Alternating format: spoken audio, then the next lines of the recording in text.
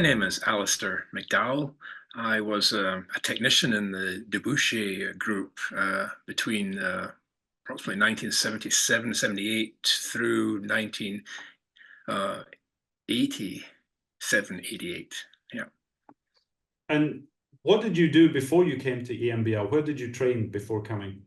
Oh yeah, so I was living and studying in Edinburgh in Scotland, and I was doing a master's degree before I arrived at EMBL.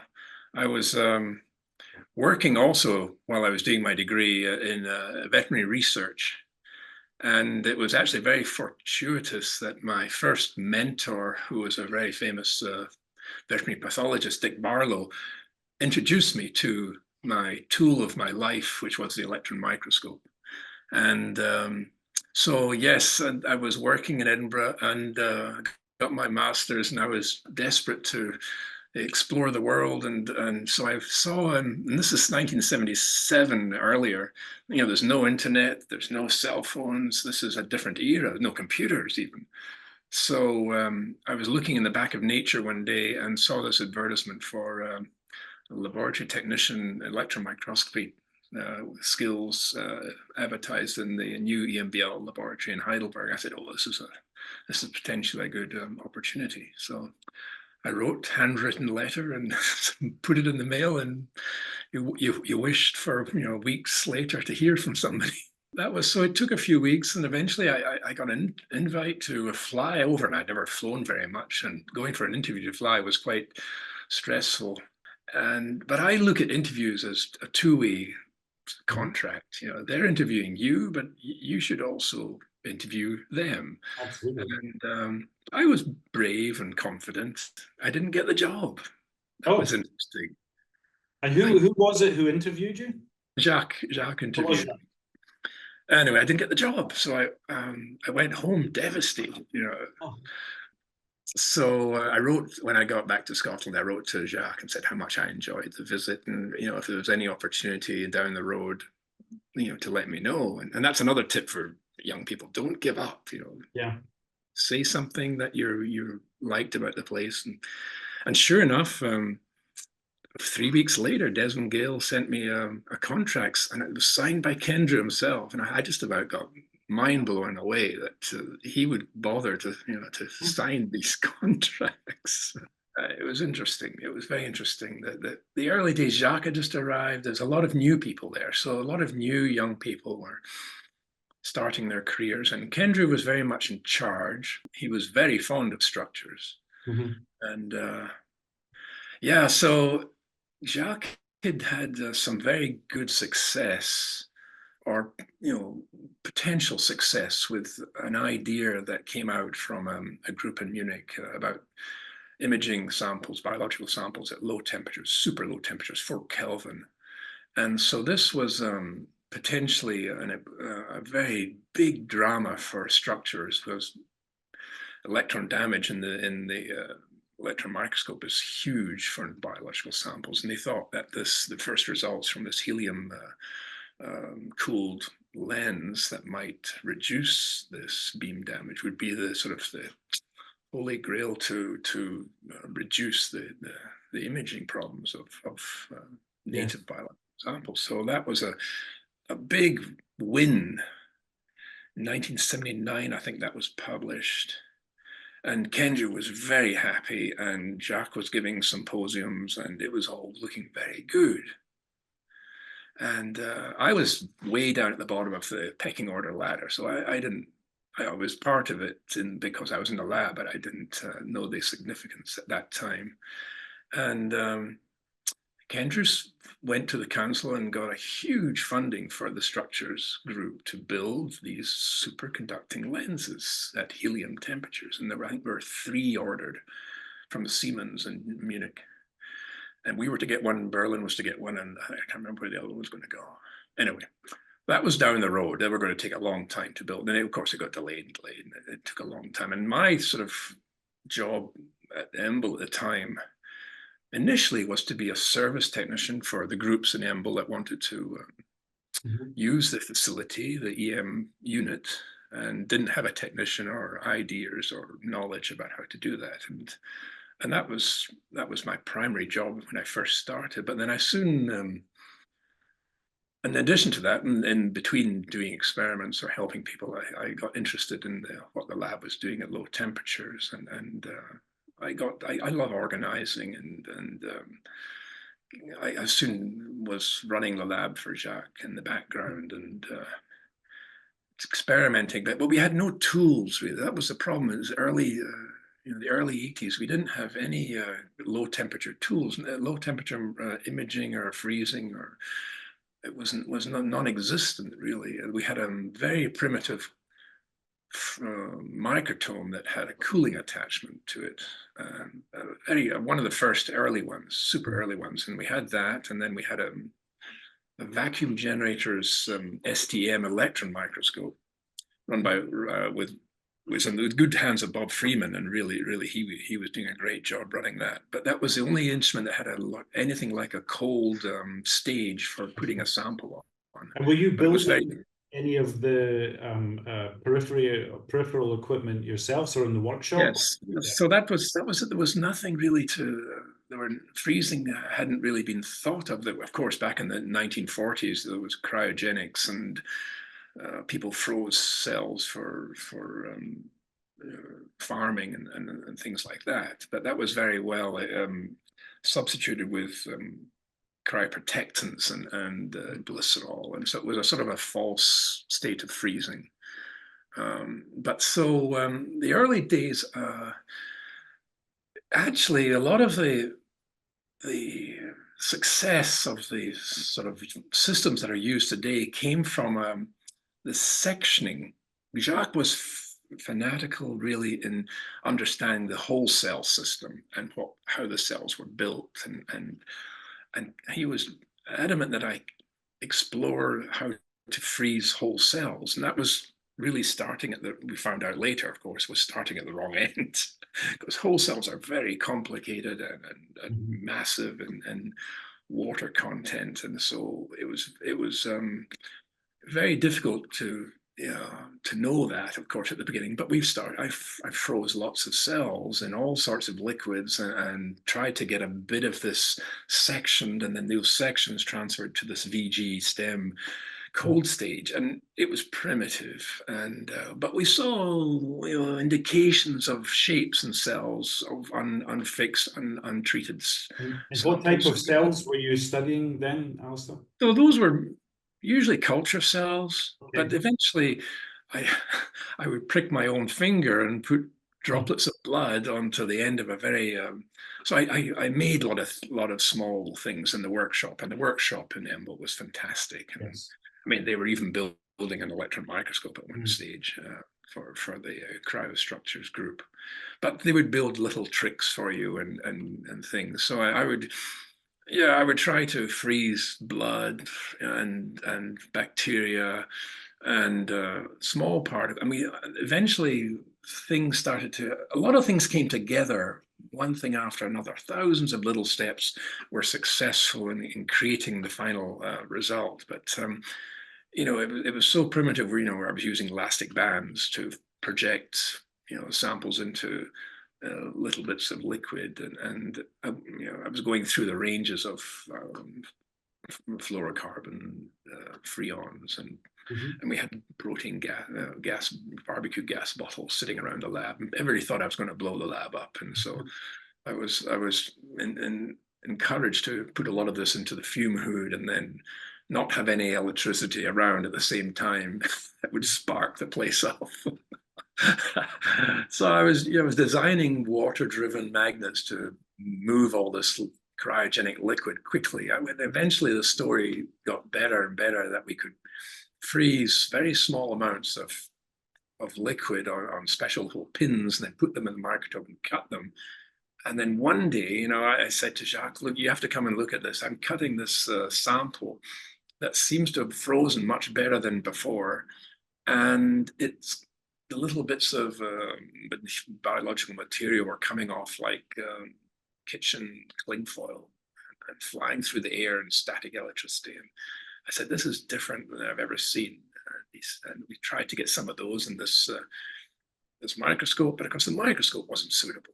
The VG stem was not the thing to use to look at this. So another fortuitous big result happened when somebody mentioned, it may have been the Philips EM engineer. He said, you know, down in the University of Heidelberg, sitting on the top of the shelf getting dust, is an old Philips cryostage that the polymer guys used to use, the material scientists used to use. He said, you know, it's cool with liquid nitrogen. It might be suitable for what you want, you know, and we got hold of it. We started practicing with it. It was very simple, very basic. It was a tin can on the end of a rod, and it's probably in your museum down there still. And we started using that, and I started putting sections on it and trying to get it to stick and stay. And then, of course, the microscope wasn't suitable because it was a standard TEM that had lots of water vapor in it, and we were using film. And film, of course, was disastrous for this work. Although the imaging quality of film was great, the water content was disastrous for the vacuum. And we were pushing lots of water into the system.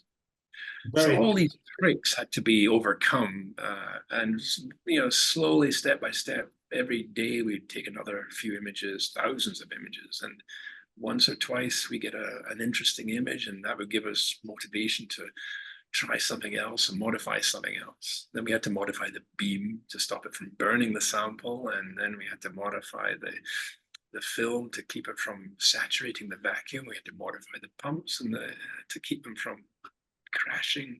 So there was no single eureka moment, would you say? That sounds like a very...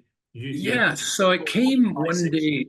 I got this freezing of these small pins of biological material down to a sort of as far as I could go using the cryogens. And we were going through the whole chemistry book of cryogens, freons, butanes, propanes, and eventually one day I came across ethane, and I was using that, and it seemed to be cleaner for sectioning. It was much cleaner because of the temperature in the microtome was suitable for the melting point of ethane, or the evaporation point. And so I stuck with ethane for a long time. And then John Tooze was in the lab. He often was in the lab playing around with his viruses. And I was watching him one day spraying his viruses onto carbon films to get a few viruses on. And we thought, well, that might be an idea. And Mark Adrian had just joined the lab. And Mark was a very astute engineering, biological engineer. And I said, look, I'm using this ethane at the moment. Let's try and put this spray device in action onto a grid and then drop it into the ethane. And then we had the holder that was ready to receive this small grid. And we did lots of those, lots and lots of those. And a lot of the results were not good, because we couldn't see anything in the microscope. The microscope wasn't ready yet. We hadn't found the next trick to stop the water vapor condensing on the cold grid that we put in the microscope. And that took an engineer from the instrumentation lab, Jean-Claude Homo, to design a new trap in the microscope to capture the water while we were trying to image. And so that just cleared the image. And one day when I was in the lab and on the microscope, and I'd done some of these spray freezings of this pure water, I saw for the first time one of these droplets that didn't have any what we call bend contours or fractured crystalline appearances. And I thought, oh, is this oil contamination again? We've got another problem. But before I did anything, I said to Jacques, I said, come in. And he didn't often come to the microscope, but I said, come and look at this and see what you think. I think it's interesting, but it may be contamination. And he came and had a look, and he looked, and he said, well, we'll do one more thing, one more experiment. We'll slowly take the caps off the liquid nitrogen holder and let the water start to evaporate, the liquid nitrogen evaporate out of the container, and let the temperature rise very slowly, and try and control this rising temperature. And he said, and he knew the diffraction story about some of it about water. And he said, we know the hexagonal ice won't be in the vacuum, but there may be another phase of this And we watched it, and we watched the diffraction pattern, and it changed from this beautiful amorphous ring to this cubic ring, which we'd never seen before. And they said, well, that's cubic ice. And then, of course, it vanished in the vacuum. And he said, that's it. We've gone through a phase change. You had amorphous water. That was our eureka moment. And he went bananas. He went crazy. I've never seen him. He was very normally quiet and reserved Swiss French guy. he whacked me on the back and said, you've done it. But of course, that was too early to be any advantage, really, you know, because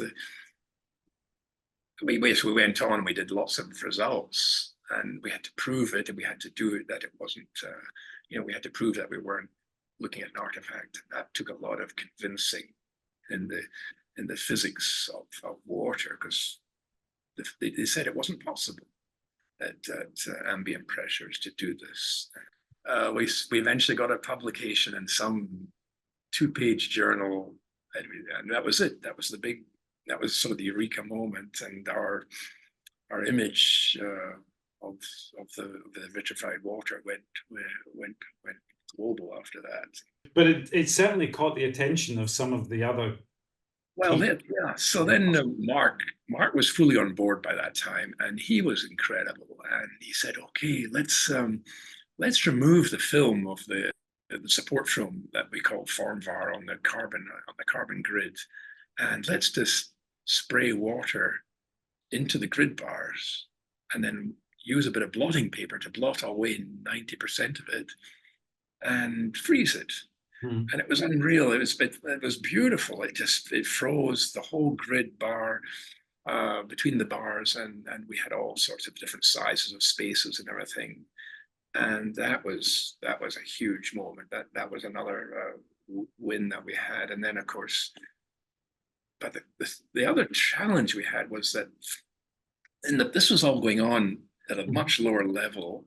The big story was the helium lens, and that was about to come on board, and that was the big promise. And so, but of course, I think Jacques was under a lot of pressure, because we all were under pressure, because contracts were coming up for renewal, and even Kendra's was coming up for renewal, and he was not wanting to leave, and so the council was already planning his replacement, and he hadn't had this big success yet.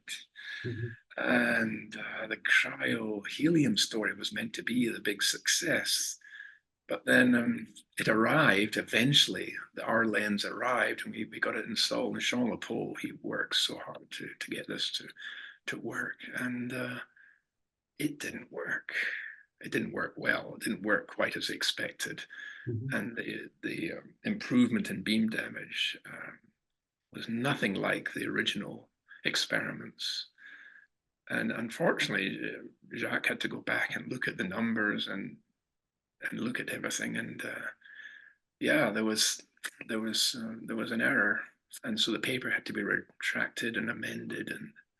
And the industry had gone along with this as well. So industry had very much gone with the 4 Kelvin helium program, and they were building microscopes commercially that would work at 4 Kelvin or low temperature helium stages, and this was certainly a disaster. And then we were in the back doing this very simple plunge freezing system and looking at a straightforward electron microscope that had a little tweak in it with a stage and a cryotrap and a beam deflector switch that we made manually to switch the beam off and on to do the low dose imaging. We were getting amazing results, and of course viruses work perfectly for the size of the water layer that your sections were not very suitable, but we got sections, and Jacques was happy, and he kept on pushing the sectioning story right through his career, and to the end. The semivis, as he called it, was his belief that was the holy grail for everything. But the single particle approach, SBA freezing approach, was of course the big winner. Yes. In the game. And we went back to Nature 3 years later and got the front cover. To have the vitrification story working and then going on, we started, of course, running courses. John Tews encouraged us to run the first EMBL courses on cryo-EM, and then all the labs around the world in America and England and France sent their top postdocs. It's very satisfying to see so many people able to obtain such spectacular results now that build on your early work. Oh, well, no, before this chat, I went just quickly to look at the database, and I think it's now, gosh, there's how many, 24,000 single particle maps in the protein database now, and that's incredible. Yes. And of course, yeah. And then one or two, I mean, it's clinical results will take a long time before we see advances, but there will be for sure medical advances in understanding the proteins that are involved in Alzheimer's or Huntington's or whatever. Yes. That's very satisfying to leave the field and think, well, you've maybe added a little bit of your. Oh, I think you've added more than a little bit. What was the best advice you received when you worked at EMBL, would you say? I would say have a good mentor and find a good mentor and listen and learn from them. Challenge the dogmas. Mm-hmm. Dogmas are often set, but they can always be challenged to see if there's a better or more correct way. What advice would you give to young researchers, young people who might be considering possibly a career in research? Yeah, you've got to be passionate and have initiative and confidence in yourself. It's not going to be easy, but be creative. Yeah, it's and also have a background, have something else to make your life comfortable in either a hobby or some other skill that you can, a music or be something in sporting or whatever. So don't have science or research as your main goal. And then, of course, a lot of people have families eventually, and that is never forget that they come first, really. As I'm sure you're aware that this is now the 50th anniversary year of EMBL. EMBL's 50 years old this year, and the Alumni Association is 25 years old. So growing up, maybe we could just round off our chat by asking you to just say a few words about what EMBL meant to you in your career. Oh gosh, yes. It was the crux of my whole future, really. I had to leave EMBL, which was always sad, but I left with an arsenal of talent, of skills, and confidence that led me into all sorts of trouble. But it was, and the contacts that were always lifelong and there at a phone call or an email away to say, I have an idea or I have a problem. What do you think in some research? And then EMBL, of course, went quite globally. We have EMBL in Australia now, where I live, and there are many alumni down there where we often get together or meet up because we've got that connection. And the EMBL really was the sort of a format for many other institutions around the world. You'll hear that, oh yeah, we follow the EMBL example of how to bring new researchers on board and give them careers and teach the young people. So it was, Kendrew and the council have a lot to be thankful for. We have to thank them for the seeds that they laid, and it was challenging for them to get it going in the early 70s, and there was a lot of blockages for that, but it got off the ground, and now it's a wonderful, wonderful experience for anybody still going to EMBL, and even for if it's still 3 years, it's still 3 years where you've given a lot of freedom and to explore a dream. And as you can see, a technician like me can have a wonderful experience and life from such a startup. Absolutely. What would you say was your proudest achievement after you left EMBL in the rest of your career? Obviously, it's hard to top the breakthrough you delivered working with Jacques here in Heidelberg. But I went to various laboratories around the world and started these cryo labs. You know, after 40 years, we were just ticking along there, and I was living, and then I get a phone call one evening, and while I was in Pasadena at Caltech, and 3 o'clock in the morning, and Jacques saying, "We've won the Nobel Prize." And I said, "What do you mean?" And he said, "Yeah, I said, "This is crazy." And he said, "Yeah, you've got to come along and take part. It was all, part to you." And I said, "Oh my gosh." And so, that was, of course, you can't beat that. That's a crowning moment in anybody's career, just to be part of it, and to join him there and celebrate with him. And it was a wonderful party.